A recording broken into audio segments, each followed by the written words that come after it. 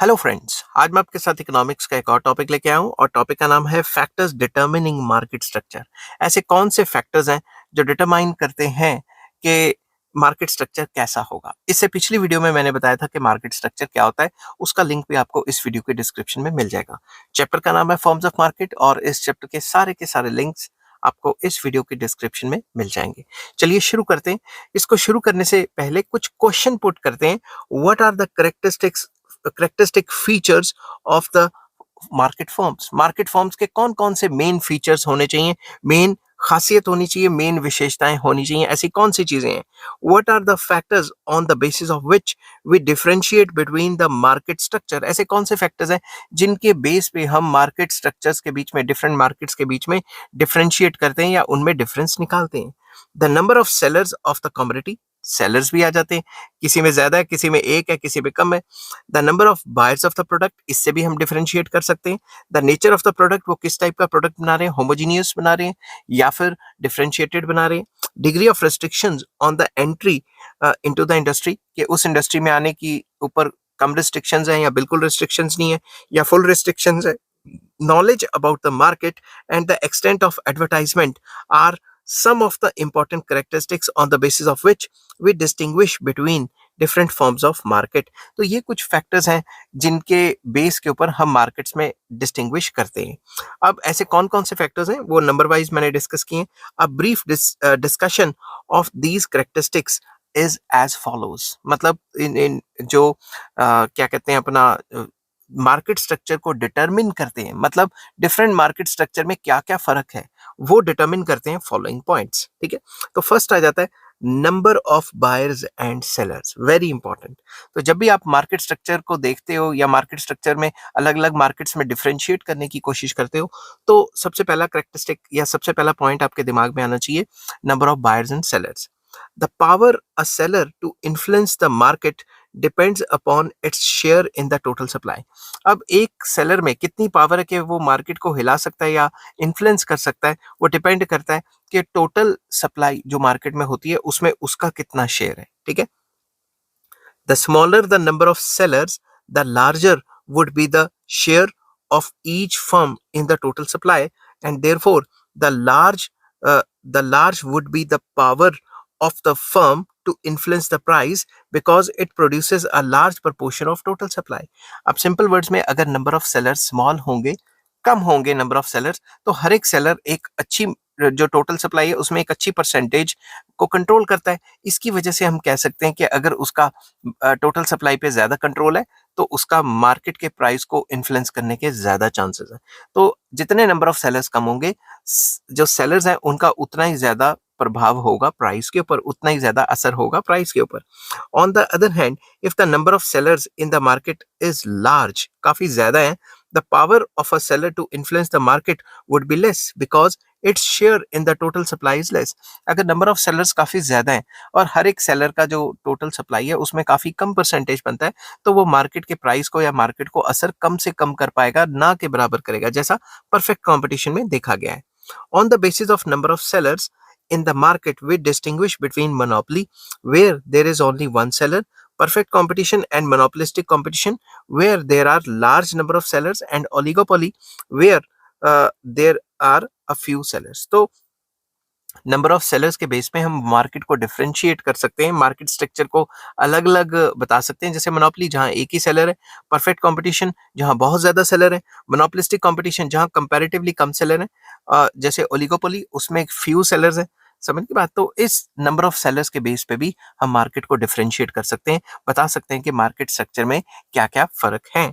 Similarly the number of buyers determine the degree of control of a buyer has on the market. तो number of buyers भी बताते हैं कि भाई buyers का कितना कंट्रोल रहेगा मार्केट में।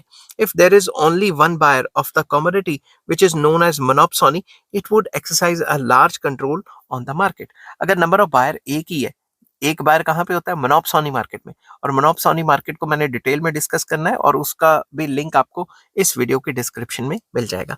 तो मोनोपोली में एक ही बायर होता है और वो पूरी की पूरी तरह मार्केट के प्राइस को इन्फ्लुएंस करता है। ठीक है, और अगर नंबर ऑफ बायर्स काफी लार्ज हैं तो वो प्राइस को इन्फ्लुएंस नहीं कर पाते। तो सेकंड पॉइंट आ जाता है नेचर ऑफ प्रोडक्ट, कि वो मार्केट में किस टाइप का प्रोडक्ट बन रहा है, इसके हिसाब से भी मार्केट स्ट्रक्चर डिटरमिन किया जाता है। Different market forms are distinguished from each other on the basis of nature of product, कि वो किस टाइप का प्रोडक्ट बनाती हैं मार्केट्स, ठीक है। The amount of competition in the market depends upon how similar are the goods produced by different firms, कि वो आपस में जो मार्केट कंपटीशन है ये डिपेंड करता है कि किस टाइप का वो प्रोडक्ट बनाती हैं, ठीक है। जैसे इन परफेक्ट कंपटीशन या in perfectly competitive market, goods produced by different firms are homogeneous, मतलब सेम क्वालिटी के गुड्स बनते हैं परफेक्ट कंपटीशन में। Therefore no single firm is able to influence the price in such a situation. अगर सारे same quality का सामान बनाएंगे तो एक भी फर्म मार्केट में परफेक्ट कंपटीशन के अंदर मार्केट के प्राइस को इन्फ्लुएंस नहीं कर पाएगी। बट दूसरी तरफ, but in a monopolistic competition या monopolistic competitive market, different producers produce differentiated goods. मगर मोनोपोलिस्टिक कंपटीशन में अलग अलग जो फर्म्स हैं वो अलग अलग क्वालिटी ऑफ गुड बना रही हैं, समझ की बात। As a result, different producers of a similar but not identical goods are in a position to charge different prices for the goods they produce। तो सिंपल वर्ड्स में मोनोपोलिस्टिक कंपटीशन में differentiated goods बना रहे हैं, अलग अलग quality का सामान बना रहे हैं, इस वजह से वो प्रोड्यूसर जो है वो अपनी चीजों का अलग अलग प्राइस रख सकते हैं, समझ की बात। तो किस टाइप का गुड बना रहे हैं वो भी मार्केट स्ट्रक्चर को दिखाता है, कि अगर होमोजीनियस गुड्स बना रहे हैं तो परफेक्टली कॉम्पिटिटिव मार्केट भी हो सकती है, अगर डिफरेंशिएटेड गुड्स बना रहे हैं तो मोनोपोलिस्टिक कंपटीशन भी हो सकता है। तो सिंपल वर्ड्स में एक और मेन कैरेक्टरिस्टिक जो मार्केट स्ट्रक्चर का हो सकता है कि वो किस टाइप का गुड बना रही हैं कंपनियां। थर्ड आ जाता है knowledge about the market, market में नॉलेज क्या है, ठीक है, ये वेरी इंपॉर्टेंट फीचर है। Different forms of markets are differentiated from each other in terms of knowledge or lack of knowledge, that is ignorance about the market conditions। तो ये जो नॉलेज है मार्केट में होना, किस किस मार्केट में नॉलेज ज्यादा होती है, किस में परफेक्ट होती है और किस में ना के बराबर होती है या कम होती है, ये भी एक फैक्टर है जो डिफरेंशिएट करता है कि अलग अलग मार्केट फॉर्म्स क्या होंगी, ठीक है। If the buyers and sellers have full information about the market conditions, the price at which the product is being sold by other sellers and the nature of the quality of the product, then a single price would prevail in the market। अगर market के अंदर full knowledge है कि कितनी कंपनियां कितना सामान बना रही हैं, क्या क्या सामान की क्वालिटी है, फुल नॉलेज है अगर बायर या सेलर को, तो मार्केट में एक ही प्राइस प्रिवेल करेगा। फॉर एग्जाम्पल, मान लो मैं एक साबुन ले रहा हूँ, वो एक ही पूरी मार्केट में सेम क्वालिटी का साबुन है बट ब्रांड नेम अलग अलग है, बट मुझे पता है कि साबुन की क्वालिटी सबकी सेम है। तो अगर कोई महंगा साबुन बेचेगा तो मैं उससे थोड़ी ना खरीदूंगा, मैं तो जो सस्ता बेच रहा है उसी से खरीदूंगा क्योंकि क्वालिटी तो सेम है। तो इस वजह से जो महंगे बेचने वाले हैं उनको भी अपना प्राइस डाउन करना पड़ेगा। तो जब भी मार्केट में सेम क्वालिटी का सामान बिकता है तो उसका प्राइस भी सेम ही रहता है, ठीक है। तो इसका कहने का मतलब ये है कि अगर बायर को या सेलर को परफेक्ट नॉलेज है about the market conditions and market price and quality, तो अगर परफेक्ट नॉलेज है तो प्राइस भी सेम रहेगा। दस perfect knowledge about the market conditions ensures uniform price in the market। तो परफेक्ट नॉलेज जब भी होती है हमें तो मार्केट में एक ही प्राइस रहता है, यही बात, ठीक है। This is the characteristic feature of the perfect competition, जैसा कि मैंने अभी आपको बताया। But under monopolistic competition consumers may be ignorant about the quality of different brands. मगर मोनोपोलिस्टिक कंपटीशन में क्योंकि क्वालिटी अलग अलग है तो कंज्यूमर्स को पता ही नहीं लगेगा, बायर्स को पता ही नहीं लगेगा कि क्या क्या क्वालिटी है और कितना कितना प्राइस है, अलग अलग उनको नॉलेज परफेक्ट नहीं होगी। दिस में result in different prices being charge for the same और सिमिलर प्रोडक्ट्स। इसी वजह से अगर थोड़े बहुत प्रोडक्ट सिमिलर भी हैं उनको भी देख के अलग अलग प्राइस चार्ज किया जाता है, क्योंकि नॉलेज ही नहीं होती कंज्यूमर को कि भाई किसमें कितना कितना फर्क है। तो फोर्थ पॉइंट आ जाता है freedom of entry and exit of the firms, very important. Different forms of markets are differentiated from each other on the basis of the nature of entry or exit of the firms into the industry। तो एक और main characteristic जो market structure का है, जो हर एक market को अलग अलग करता है, कि उस मार्केट में नई फर्म्स एंटर कैसे हो सकती हैं और जो एग्जिस्टिंग फर्म्स हैं वो एग्जिट कैसे करेंगी, उसके ऊपर जो एंट्री और एग्जिट के ऊपर जो रिस्ट्रिक्शंस हैं वो कैसी हैं, ठीक है। फ्रीडम ऑफ एंट्री और exit of the firms means that there are no restrictions, that is natural or man-made on the entry of new firms या न्यू और प्रोस्पेक्टिव फर्म्स और on the exit of the existing firms. तो freedom of entry and exit का मतलब ये होता है कि कोई भी रिस्ट्रिक्शंस नहीं होनी चाहिए इंडस्ट्री के अंदर एंटर होने की या इंडस्ट्री से एग्जिट करने की। वो नेचुरल रिस्ट्रिक्शन हो चाहे मैन मेड रिस्ट्रिक्शन हो, किसी भी टाइप की रिस्ट्रिक्शन नहीं होनी चाहिए। अगर फ्रीडम होती है तो परफेक्ट फ्रीडम कहाँ पे मानी जाती है? परफेक्ट कॉम्पिटिशन में। फ्रीडम ऑफ एंट्री और exit ensures that producers end up earning minimum profits और normal profits in the long run.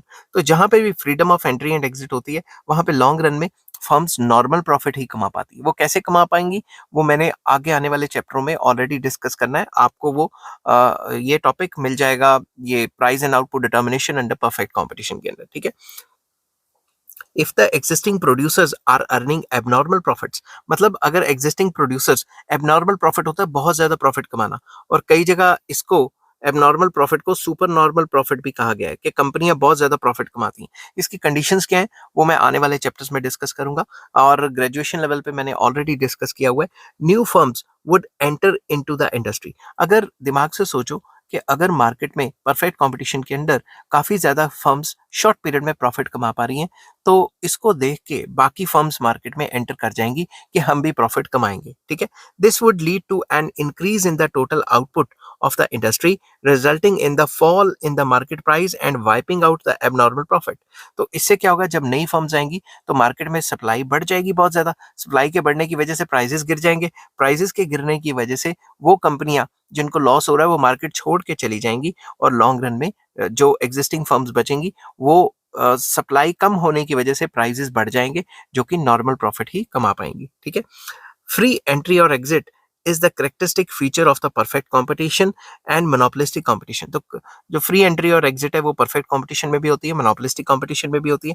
However if there are restrictions on the entry of new producers or firms, the existing firms may continue to earn abnormal profits without any fear of rival producers। अगर नई firm जो है वो market में enter नहीं हो पाएंगी, industry में एंटर नहीं हो पाएंगी, कुछ रिस्ट्रिक्शंस होंगी, तो जो एग्जिस्टिंग फर्म्स है वो अपने मनमाने रेट चार्ज कर करके मार्केट में काफी एबनॉर्मल प्रॉफिट्स या सुपर नॉर्मल प्रॉफिट्स कमाएंगी विदाउट एनी डर कि भाई बाहर से नई कंपनियां तो आ नहीं सकती, जो मर्जी रेट चार्ज करो।